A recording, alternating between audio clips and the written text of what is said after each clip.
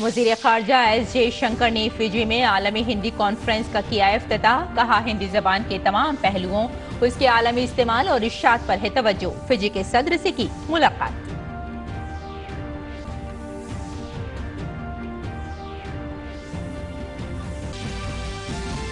मेघालय और नागालैंड में बढ़ा इंतखाबी जोशो खरोश। बीजेपी आज मेघालय के लिए अपना संकल्प पत्र करेगी जारी। दूसरी जानिब त्रिपुरा में कल होने वाली पोलिंग की तैयारियां हैं जारी। बेंगलुरु में एशिया का सबसे बड़ा एरो शो जारी। वजीर दिफा की सदारत में आज साक्षी बंधन तकरीब में मुख्तलिफ भारतीय और गैर मुल्की कंपनियों के दरमियान तकरीबन 75,000 करोड़ रुपए के 251 मुआहदों पर दस्तखत होने की है उम्मीद।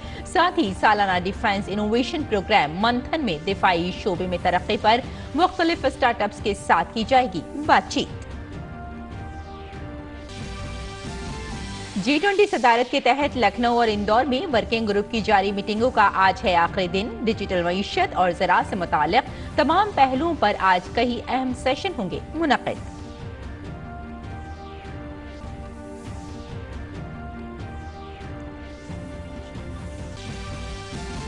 खारजा सेक्रेटरी विनय मोहन क्वात्रा आज से बांग्लादेश के 2 रोजा दौरे पर। दौरे के दौरान दोनों ममालिक के दरमियान सलामती, तवानाई, बिजली और पानी समेत मुतादिद 2 तरफा ताल्लुकात पर होगी बातचीत।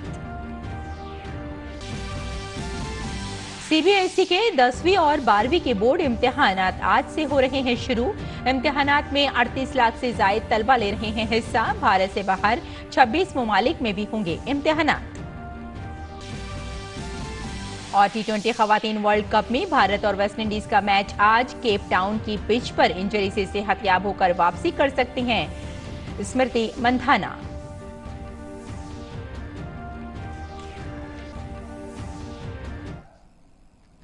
आदाब नाज़रीन, खबरनामे में आपका इस्तकबाल है। मैं हूं आपके साथ रेशमा फारूकी। आइए तफसील से अब खबरों पर नजर डाल लेते हैं।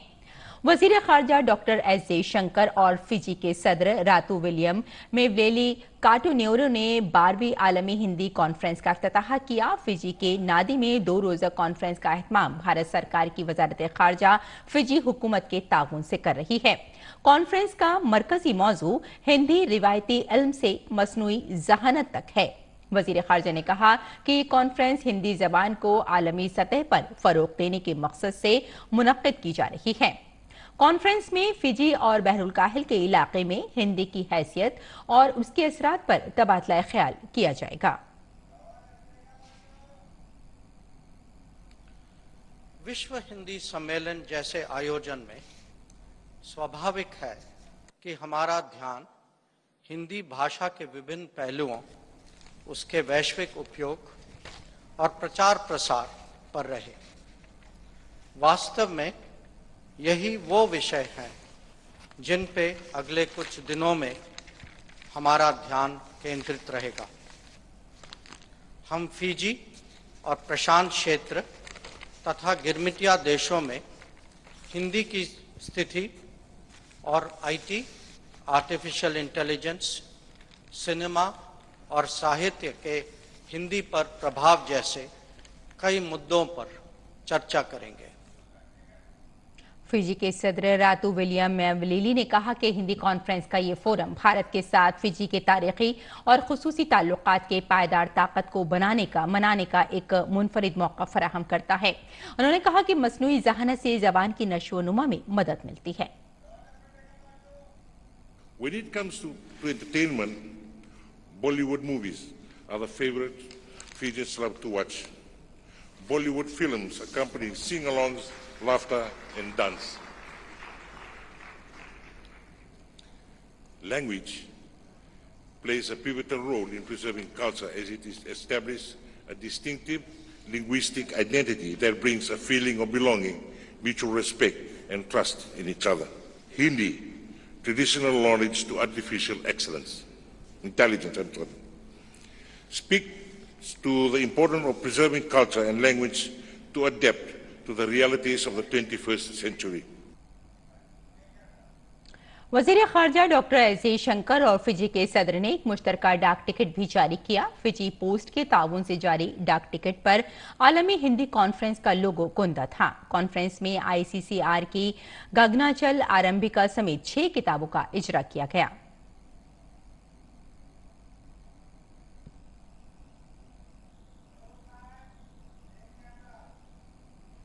अगली खबर की जानिब बढ़ते हैं। भारतीय जनता पार्टी आज मेघालय असेंबली इंतखाबात के लिए अपना मंशूर जारी करेगी। बीजेपी सदर JP नड्डा पार्टी का मंशूर जारी करेंगे। रियासत में 27 फरवरी को पोलिंग होगी। रियासत में कुल 21,61,000 वोटर्स हैं। इनमें से 81,000 से ज्यादा 18 से 19 साल की उम्र के हैं। मेघालय में 60 असेंबली सीटों के लिए होने वाले इंतखाबात में कुल 13 सियासी पार्टियां हिस्सा ले रही हैं। इनमें कौमी सतह की 4 पार्टियां भी शामिल हैं। मैदान में सबसे ज्यादा उम्मीदवार Bharatiya Janata Party, Congress, National People's Party और तृणमूल कांग्रेस की हैं। भारतीय जनता पार्टी और कांग्रेस तमाम 60 सीटों पर इलेक्शन लड़ रही है, जबकि तृणमूल कांग्रेस ने 56 उम्मीदवार खड़े किए हैं। वजीर आला कोनार्ड के संगमा की क़यादत वाली नेशनल पीपल्स पार्टी ने 57 उम्मीदवार खड़े किए हैं।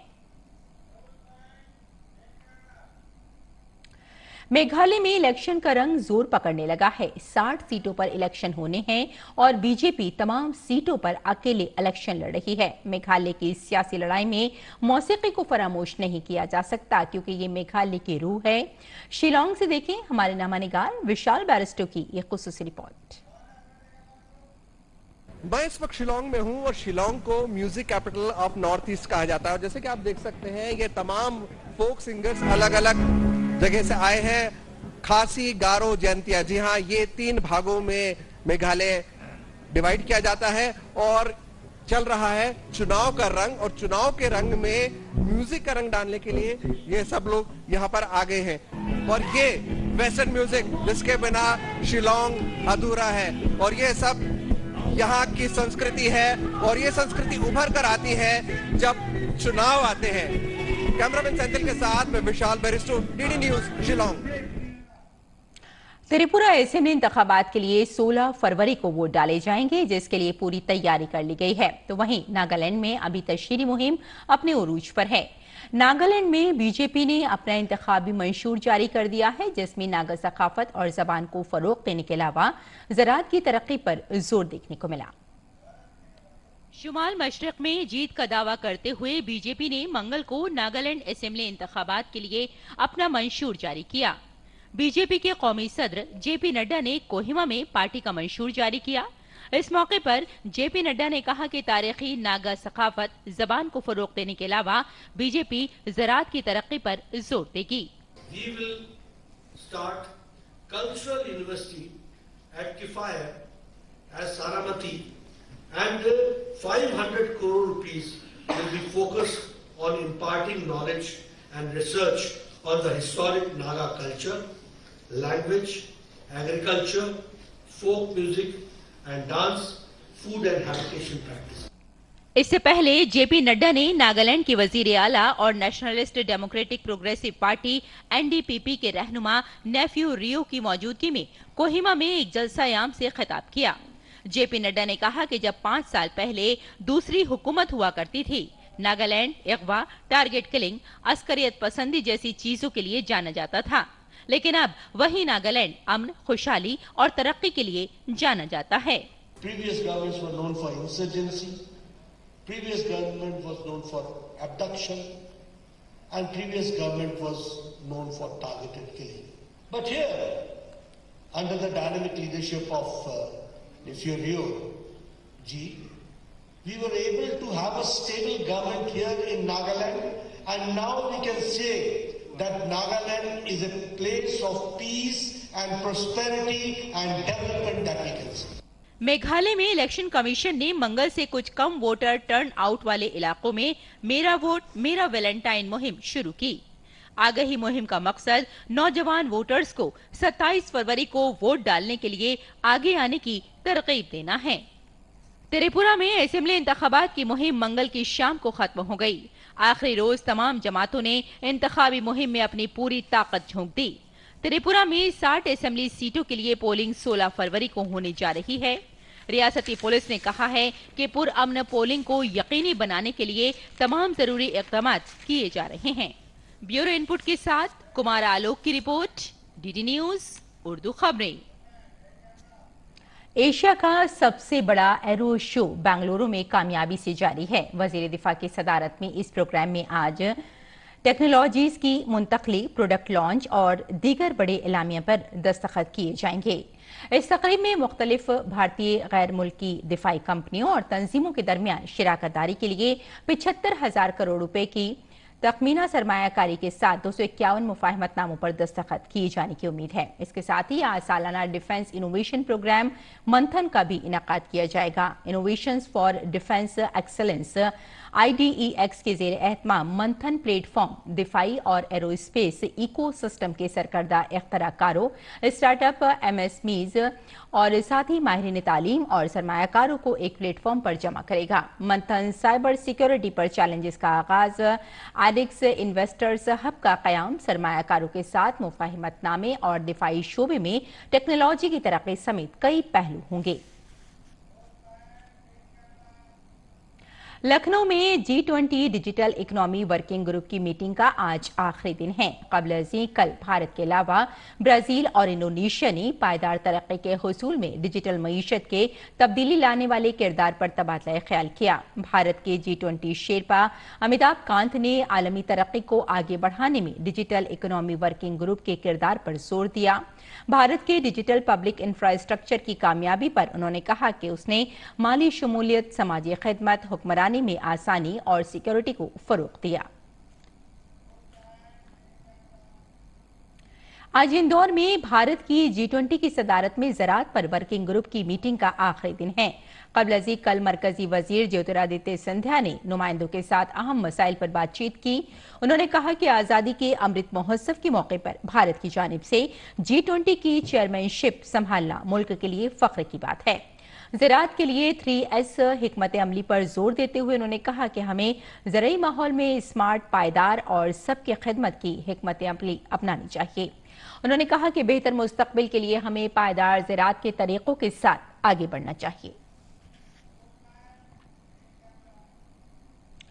खारजा सेक्रेटरी विनय मोहन क्वात्रा 2 रोजा दौरे पर आज बांग्लादेश के दारुल हुकूमत ढाका पहुंचेंगे। इस दौरान वो बांग्लादेश के सेक्रेटरी खारजा के साथ सियासत और सलामती, पानी, तिजारत, सरमायाकारी और तवानाई समेत 2 तरफा ताल्लुकात का जामी जायजा लेंगे। सेक्रेटरी खारजा का ये दौरा भारत की हमसाया पहले की पॉलिसी के तहत बांग्लादेश को दी जाने वाली आला तरीन तरजीहात की वजह से हो रहा है। बांग्लादेश भारत का सबसे बड़ा तरक्याती शराकतदार है और खित्ते का सबसे बड़ा तिजारती पार्टनर भी है।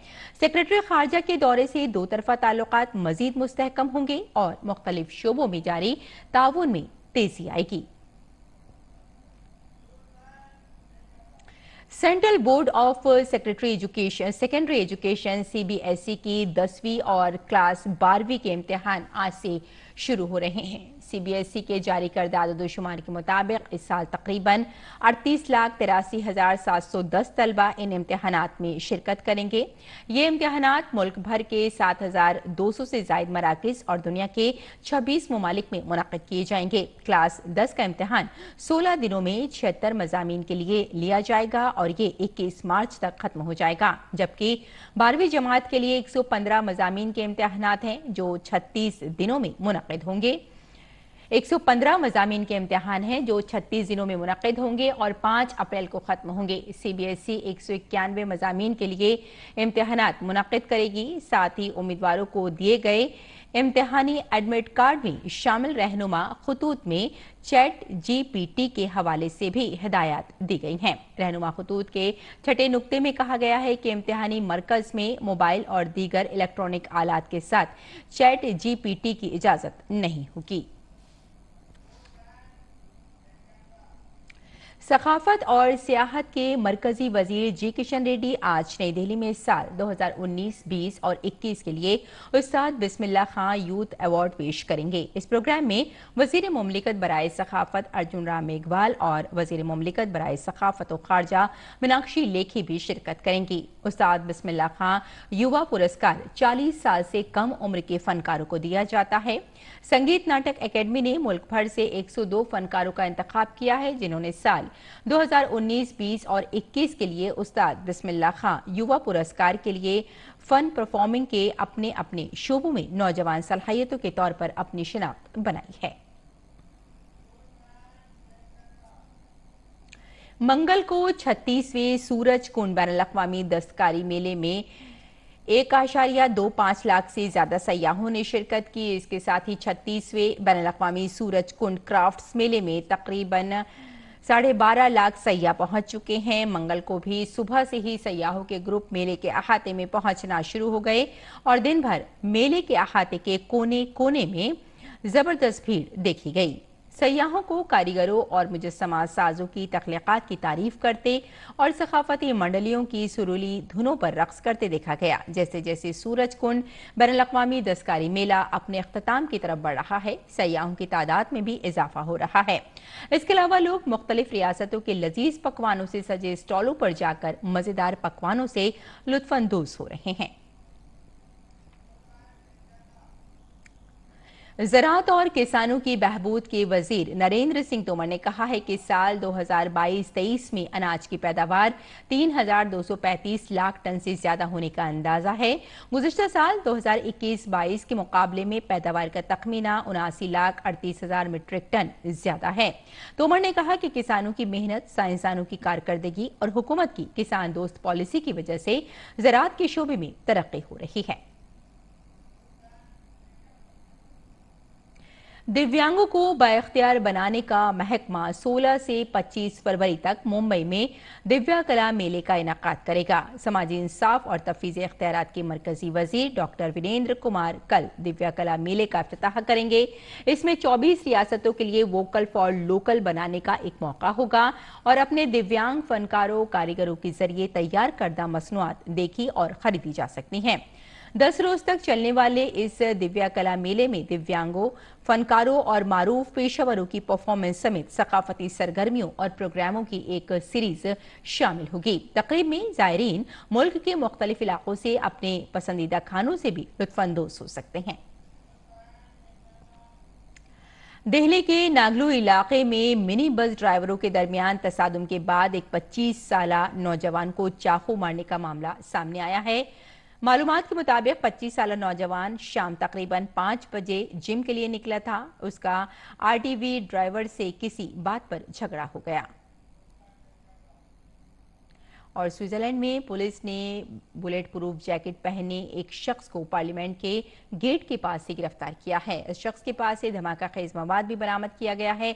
इस हादसे के बाद पुलिस ने पार्लियामेंट और उसके आसपास के दफातर खाली करा लिए हैं। पार्लियामेंट के पास दोपहर में 27 साला शख्स को उसके मशकूक रवैये की वजह से अफसरों ने रोक लिया। इस शख्स से मुतालिक एक कार पार्लियामेंट के सामने खड़ी थी, जिससे पुलिस को जाए हादसे पर बुलाया गया। धमाका खेज मवाद पाए जाने के कई घंटों तक बर्न के हिस्से को बंद रखा गया। और तुर्की में ज़लज़ला आने के 8 रोजे के बाद मलबे से 9 अफराद को जिंदा निकाला गया है।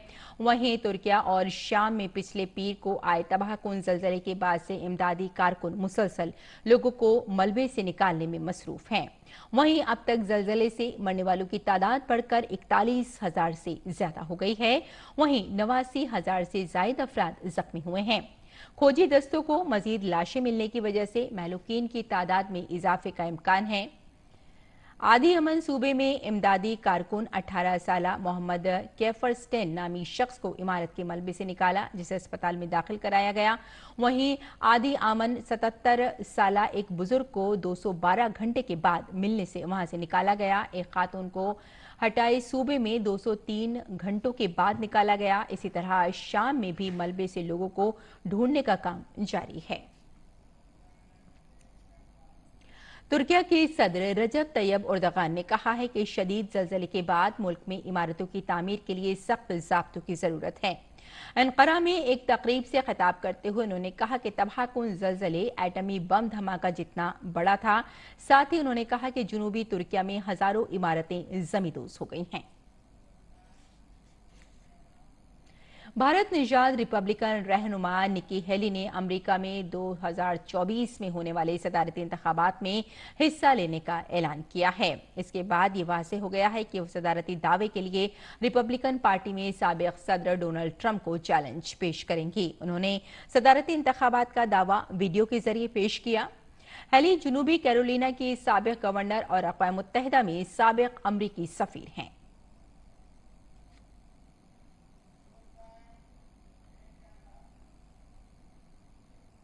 और अब नाजरीन आइए नजर डाल लेते हैं दिल्ली से शाये कुछ उर्दू अखबारात पर।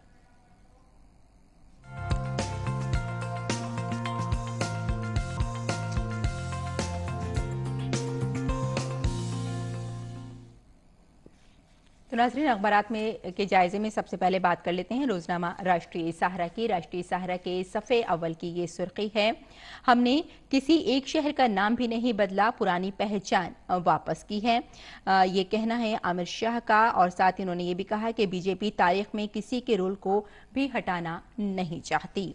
और इसी अखबार की अगली खबर पर भी नजर डाल लेते हैं। वजीर दिफा राजनाथ सिंह का बयान है कि हिंदुस्तान मेक इन इंडिया और मेक फॉर दी वर्ल्ड की महारत रखता है। हम दोस्त ममालिक के साथ दिफा और सलामती पर मबनी मालूमात में शामिल होना चाहते हैं। और इसी सफ़े की एक और सुर्खी पर नजर डाल लेते हैं। यूपी से ये खबर है कि बुंदेलखंड और पूर्वांचल में रिकॉर्ड सरमायाकारी की तजावीज़ मौसूल हुई हैं। यूपी के वजीर आला योगी आदित्यनाथ का नाजरीन ये बयान है।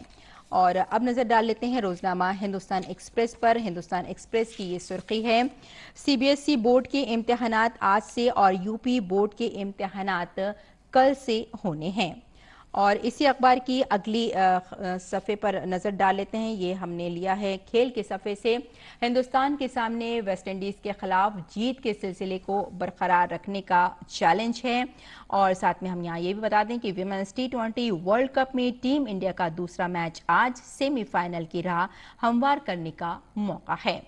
और अब नजर डाल लेते हैं रोजनामा हिंदुस्तान एक्सप्रेस पर। हिंदुस्तान एक्सप्रेस की ये खबर है, खेल की सुर्खी के एशिया मिक्स टीम चैंपियनशिप और हिंदुस्तान ने कजाकिस्तान को शिकस्त देकर किया मजबूत आगाज। और इसी अखबार की अगली खबर पर नजर डाल लेते हैं। ये खबर है, पहला सऊदी इमदादी तैयारा शाम पहुंचा है। और आपको ये भी बताते चलें कि हम शाम में भरोसेमंद इदारों के साथ काम कर रहे हैं। King Salman centre for relief and humanities का ये कहना है।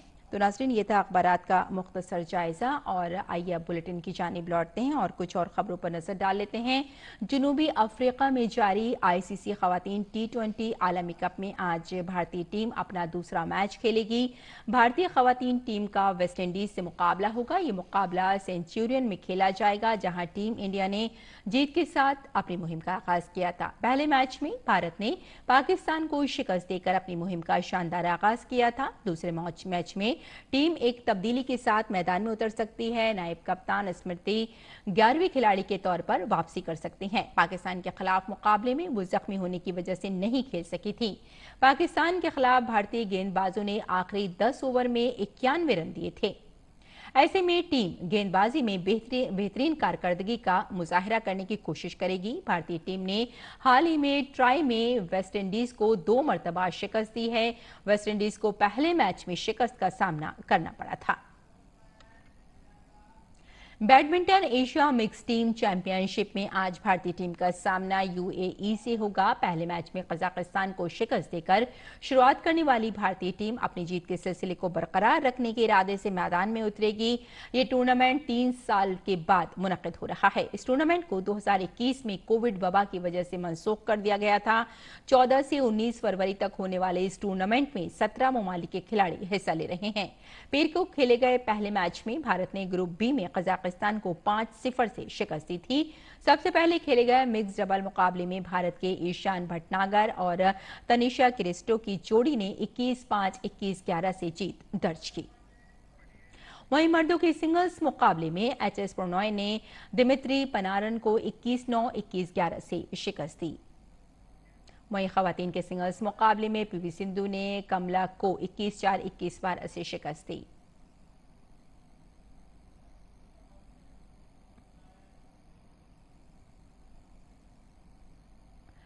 और अब नजर डाल लेते हैं मौसम के मिजाज पर।